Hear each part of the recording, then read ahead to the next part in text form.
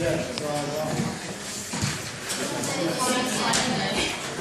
we're just going to skip this for the moment. The goal today is to talk through the overarching questions for second semester.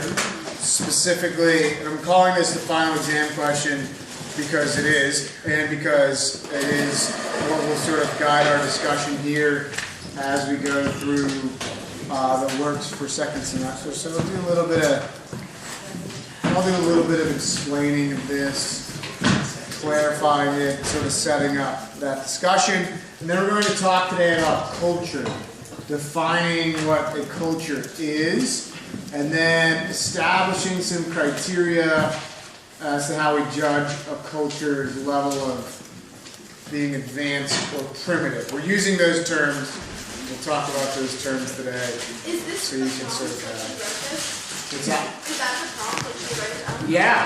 So this is the final exam prompt. So you're welcome. What? You're welcome. This is like line over there. Yeah, This is like mind-blowing stuff. That actually makes so much sense. I know, right? That's like reason number one to this subject. What is that? I didn't say it that succinctly earlier, but I was like, because it makes sense. Hey, is that what that night book about, like, some Make your body. the Holocaust? My grandmother told me to read that book every time I see it. And then you can read this book. Yeah, it's in our, we actually read it later. The kids read it now, and then we read it later. It's as powerful. Is it just like tonight?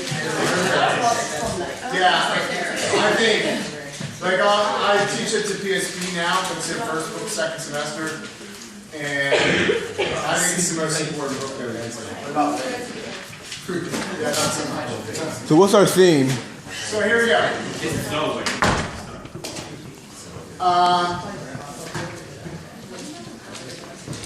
The genres in this semester of literature, the genres that we'll be encountering.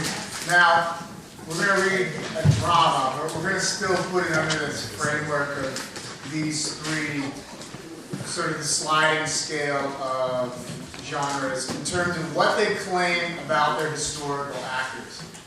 So, yeah, I've never put the final exam prompt at the beginning of the semester, but I think that's what we're going to do from here on out. So you're welcome that I figured that out in semester 4 of your experience with me, but hey, it'll get better for the other classes that follow you. So that's great for you.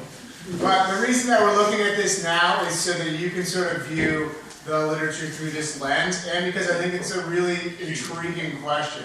And you may be like, there's never been an intriguing question about literature, because there isn't. But if you're a little dorky, then maybe you'll appreciate the sort of challenging nature of evaluating authors' responsibility.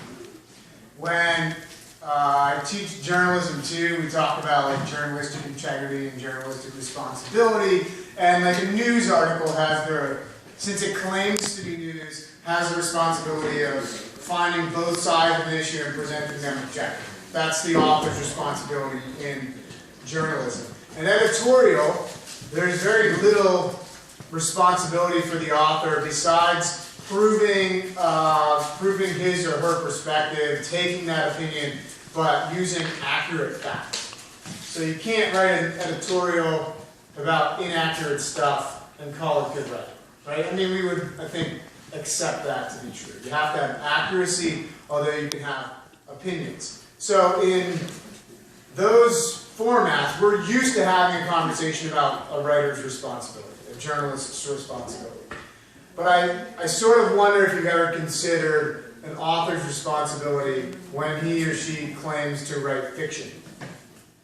That's sort of weird. Right? Like, you don't have any, you're writing fiction. Like, you can do whatever you want. It's made up. Like, it's not a real story. It can be offensive.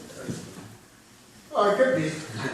Right? So what I want you to consider, though, is the author's responsibility in all of those frameworks. Similarly, sort of the other side of that coin is when we read nonfiction, maybe the sort of immediate reaction is, it's clearly, like, it has to be true. It's nonfiction. So this isn't really like a thought was going to be questioned because nonfiction is by its very definition accurate, right? I mean, accurate. Well, consider the fact that a nonfiction writer, so when we read tonight, we're reading one author's specific and unique perspective on his or her experiences. Right? Does that author have the responsibility to consider maybe how those experiences fit in a larger picture? Or can the author just deal specifically with his, in this case, his own experiences and not extend any of those experiences to talk about the history surrounding them or anything else? So what we're going to see through that piece of literature is one person's individual experience, and that's the only thing that he writes about. He doesn't write about the reality of what was happening in the world as he experienced sort of his own story. Okay? Again, those are two sides of the coin, and the really fun one is the in-between, the historical fiction. So how does a writer of historical fiction have a responsibility to accurately depict historical figures? Because they can do whatever they want to, because it's fiction. So, Macbeth, real Scottish king. Shakespeare writes Macbeth. If it were a novel, it would be fiction. The genre is drama, but let's just pretend that we're clumping it all in one of these three categories. So, Macbeth is a work of fiction, but Macbeth was a real king. So, if you were to ask the average Joe reader who read Macbeth, to evaluate him as a historical figure, that's their frame of reference for Macbeth, the person, the real historical person. But was he that person? Richard III, Shakespeare writes, it's fiction, historical fiction, it's based on a real person, but is that really the Richard III of history? Is he accurately depicted? And if he is or isn't, does the writer have the responsibility to say, hey, I made this crap up. This isn't a real story. Don't judge Richard III by my interpretation of him because I'm claiming this to be fiction. Did he write that in the preface? He did not. Oh. No. So the one example that I'll always remember is if you've read any of Dan Brown's works. So Dan Brown, most popular was the Da Vinci Code. Angels and Demons is a way better book. Go ahead. You speaking? And in the Da Vinci Code, the Da Vinci? main character, the Tom Hanks character, is trying to find the Holy Grail. Okay, so the Holy Grail is Monty Python, it's a cup. Maybe that's a thing. The Holy Grail historically has been defined as the cup that was passed at the Last Supper. That's the Holy Grail. Okay, in Dan Brown's work, the Holy Grail was the offspring of Jesus and Mary Magdalene. Spoilers. Okay? Sorry for ruining that. If you haven't read it yet, it came out in 2002, so that's a you problem. So, when you're looking at that text, right, the first page of the Da Vinci Code says something to the effect of, the Freemasons are a real historical group. Everything else in this story is fiction.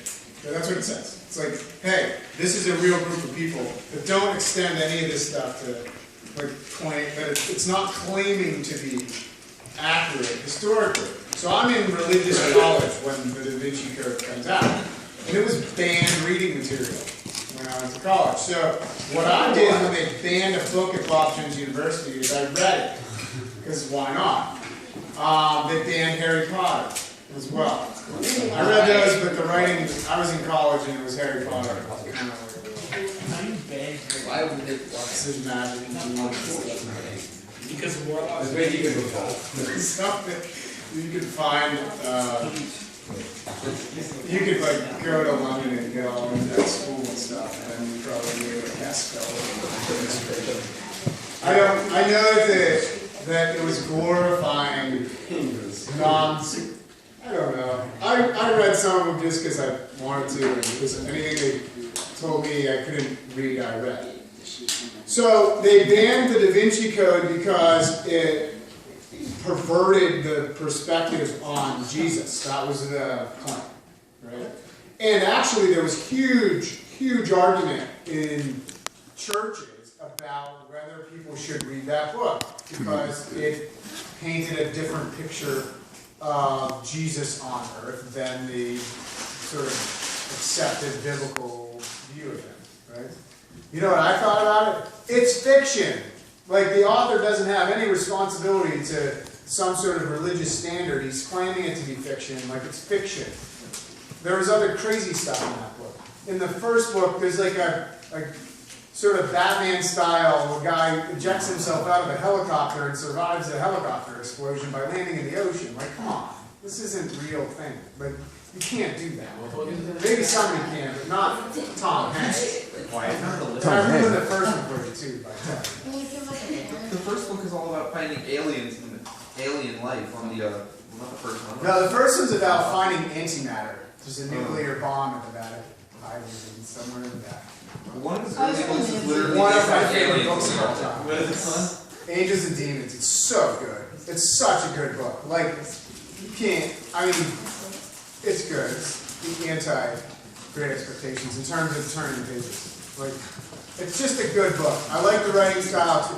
But I never looked at the book and said, like, this is changing my perspective on, like, major religious beliefs. Like, it just wasn't, because it wasn't claiming to be that. It's very different than, to me, than reading a book that claimed to be, like, theology and accurate about a set of religious beliefs and it just being totally wrong or against my opinion or whatever. So, when we're reading these texts, you're going to look at them through that lens. Like, what is the author's responsibility? Does an author of nonfiction have a responsibility to report outside of his own experiences? Does an author of historical fiction have a responsibility to at least, like, paint a character accurately? If he names the character, does he have to be sort of faithful to that character's story, or can he use characters and paint a picture of them that isn't supported by any history? He's not doing the interview. Yeah, I mean, these are, this is like our modern interpretation of that. Is that? So we have those conflicts. Funny. What's not funny about it? I didn't watch it. It's on Netflix. You didn't think it was funny? They actually just asked us. Yeah. Wait, what's on Netflix? So there's your phrase.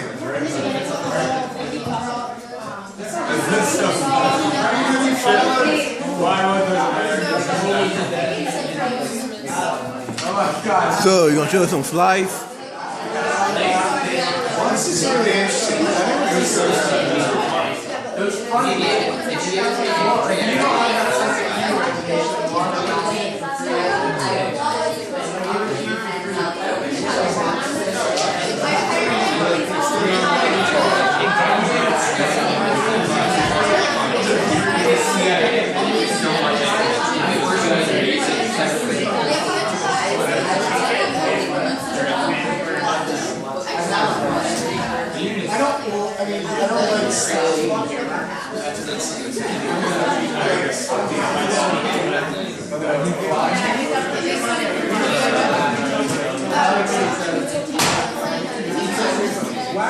Alright, so let's talk about another movie. That's sort of where this went. That was no, it's okay. It's fine. I think it's a natural conversation. Like, the question was, like, if you don't want to, like, you don't have to watch it if it's offensive to watch. Like, I think it's a reasonable perspective. I've read a lot recently about American Sniper, which, don't tell me if you watched it, and I don't care if you watched it or not. We're not going to, like, solve this dilemma here, like, right now. So the conflict in American Sniper is, like, the conflict about American Sniper. So I read the book. I thought it was really poorly written, but it is a story that I think, like, had some real, like, human power to it. I read it. It was like, to me, reading the book, it's like a rant. It's not really like a plot. So I like to read books before I watch movies. I read Lone Survivor, and if you've read it, it's like sort of the same, cut out of the same cloth. But the conflict around American Sniper is about whether this guy is a hero or whether he's a villain, and nobody's falling anywhere in between, because he is like a polarizing character. He's a real person. So his story, as he writes it, It's very clearly only from his perspective. So we're talking about like whether this is nonfiction, like at its definition, right? But understand that people's perspectives on other people, their perspective on their own actions, when they're writing a biography or autobiography or whatever is being written about them, it's still through the perspective of an author. So when he writes his own story, he's not going to call himself a villain. Right? He's not going to claim to be evil. He's going to claim that what he was fighting was evil, and so he was a hero for going and fighting against an evil set of values, or however he sort of claimed that to be. And then the discussion becomes, he was a racist. That's where it went. I read the book. I won't tell you what I thought about it.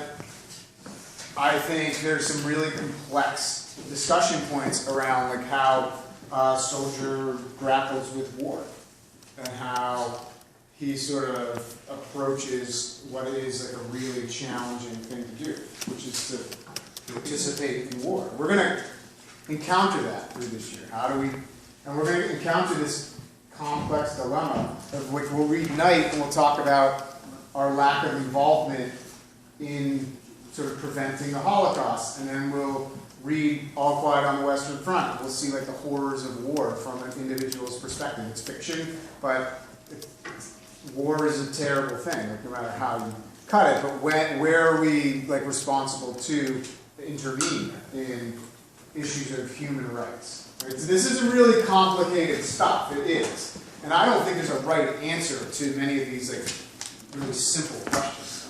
I was going to say that I feel like I can see. Do authors have responsibility over accurate information? With many movies, My bad, Sheriff. there's a lot of discussion about, I don't know if anybody's seen Birdman, but me and my friends were like arguing about the end and stuff. Isn't it the same thing? Like, can't people just interpret it however they want, because it's a literary work and now it's a movie? Yeah, I think that's where to me, that's where the rational perspective is. Like, this is a character study. Because there's like no right. Yeah. But I think then it becomes complicated, right? Because if you go pay $20 to watch, you go pay $10 for a ticket. Two, you go to the movie, you pay $20 for a ticket, and you buy like a shirt for the guy's foundation, whatever. There's a point where you're making like decision to support that, you know, morally. Do you know what I mean? Like if I say, I think from what I've read about this movie that it's not a cause that I would support, I'm not renting it at the Red Box. I'm not putting $1.50 on it or whatever. I'm not doing anything to support it financially. To me, that's where your like belief system moves to action or whatever. Or if you say, hey, this guy's a hero, I'm going to watch the movie, I'm going to buy the book, I'm going to like support the foundation. Like once you start investing in it, then you're putting like feet to some sort of morality. But I think you could argue that you go there to be informed and to form your own I was opinion. going to say I wouldn't go because I don't know what it's Yeah. saying. Right. So I think if you're considering the complexities of it, then we're winning. Like if everybody thinks really hard about it, then we're winning.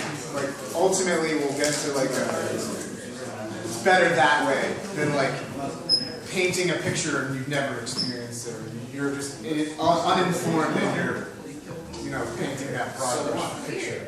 Guy or the people that he hates, like either side. It's also like propaganda though.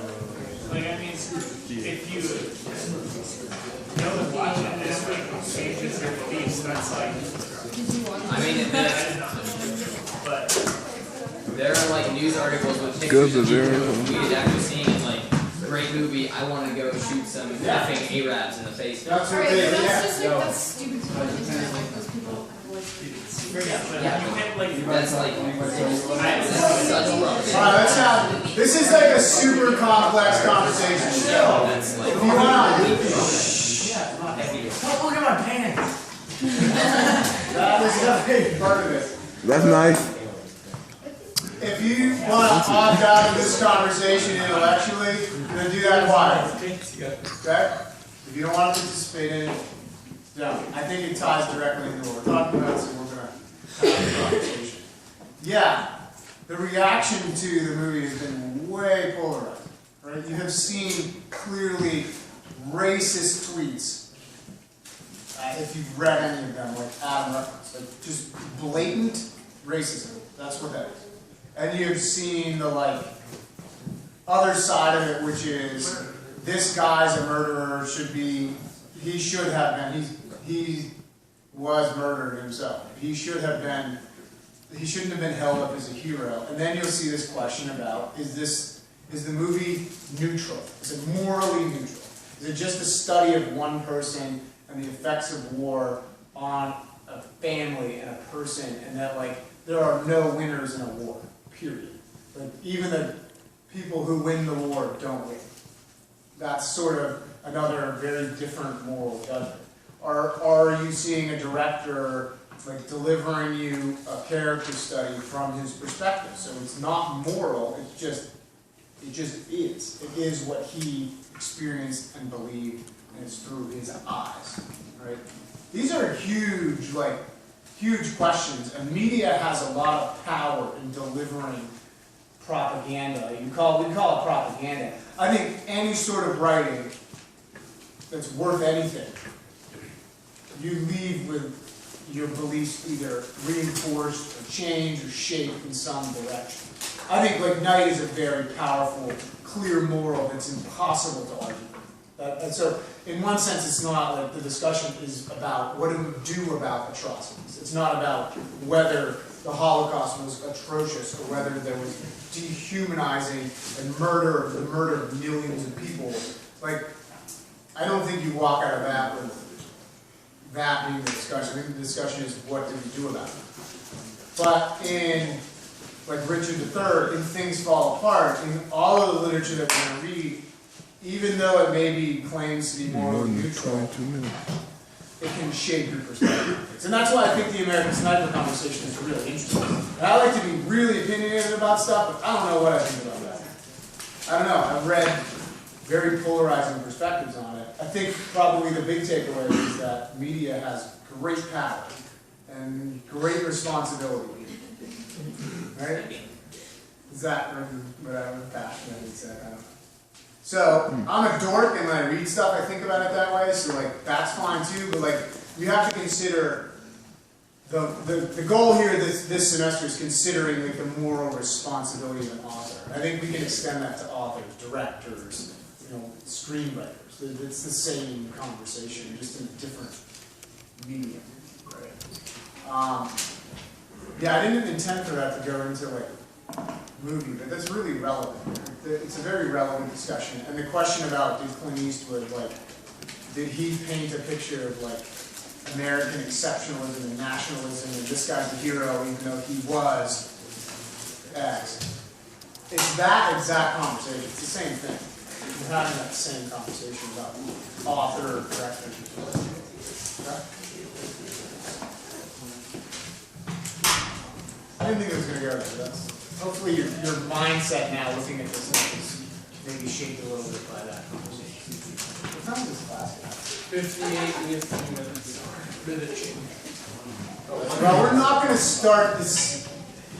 Yeah, we are. I'm going to do this as homework. It should take you about 5 minutes, so you might even be able to crank it out. I want you to do two things today, tonight, whatever, the next 5 minutes. Two things. Alright. We're going to talk about culture. We're going to talk about it when things fall apart. I'm not going to do the books today. We did move this deadline, so it's okay. If you're like really into it, you want to steal it on the way out, go ahead. It's like 35 pages, so even if you get it tomorrow, you won't have a problem reading it. We're going to talk about culture. We're going to place value judgment on different cultures. So the first thing you need to do is come up with a definition of what a culture is. What culture is? Really simple, like in terms of one sentence, but Actually, it's also I can do that right now. What is a culture? I would look it up, and I would read every definition before I just write down the first one, because on the dictionary.com thing, it's like the 5th definition. Okay. If you come back and say culture is plays and Broadway shows. Now we're talking about a group of people. How do we define that group of people as a culture? And then the second thing I want you to do is identify 5 traits of an advanced culture. Okay, 5 traits. What does an advanced culture have? Bring it tomorrow. We'll talk about it tomorrow. Just advanced, because I think we're going to work from that. And